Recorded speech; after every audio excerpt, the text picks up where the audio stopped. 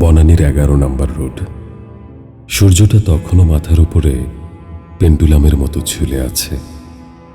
তোমার ছিল ডেন্টিস্টের কাছে যাবার তাড়া, আর আমার ছিল তোমাকে কাছে পাবার সুখ।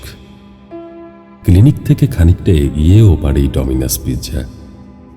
এক গোলার্ধ বিমান বুকে নিয়ে সেখানেই বসেছিলাম। টেবিলের বিপ্রতীপ দ্বন্দ্বে আমরা তখন মুখোমুখি। তুমি বসেছিলে মাথা নিচু করে, অথচ আমার ছিল তোমাকে ঘিরে ছায়া সূর্যের মুগ্ধতা।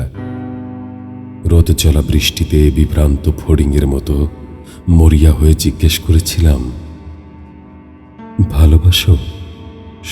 শুধু একবার বলো, শুধুমাত্র একবার, একটিবার। তুমি হতবিহ্বল দু চোখে তাকিয়েছিলে। তারপর কফির কাপে চামচের টুংটাং থেমে গেলে বলেছিলে, উত্তরটা একবারই দিব, আর কখনো জানতে চাইবেন না, প্লিজ। তারপর আবারও খানিকটা চুপচাপ। সময়ের কাঁটা দালির পরাবাস্তব পেইন্টিংয়ের মতো কফির কাপ, টেবিলের কোণ সবখানে গলে পড়ছে যেন।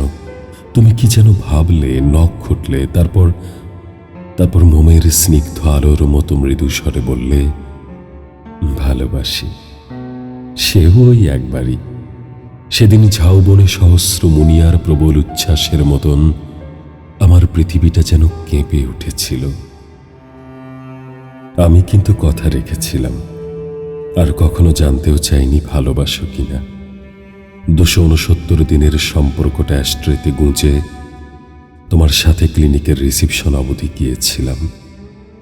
অ্যাপয়েন্টমেন্টের প্রয়োজনে ফোন নাম্বারটা দিতে হয়েছিল, আর সেই থেকে ক্লিনিকের খুদে বার্তা, রুট ক্যানেলিংয়ের জমাট অফার।